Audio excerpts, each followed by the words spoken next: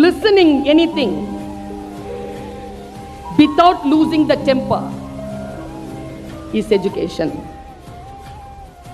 எதை வேண்டுமானாலும் நீங்கள் காதில் கேட்கலாம். நீங்க ப்ரோவோக் ஆகவே இல்லையா, நீங்க உங்களுடைய டெம்பர் லூஸ் பண்ணவே இல்லையா, நீங்கள் கற்றலில் இருக்கிறீர்கள் என்ற அர்த்தம். பல நேரங்களில் கற்றல் நின்று போகின்ற இடம் என்ன தெரியுமா? உணர்ச்சி வசப்பட்டு ப்ரோவோக் ஆகிறது.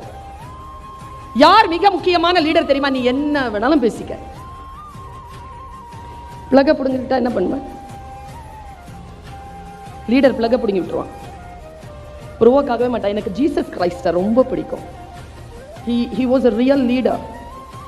பைபிள்ல படிச்சு பார்க்கும்போது அந்த மனிதனை பற்றி ஒரு ரகசியம் எனக்கு தெரிகிறது. He is the man of no mood.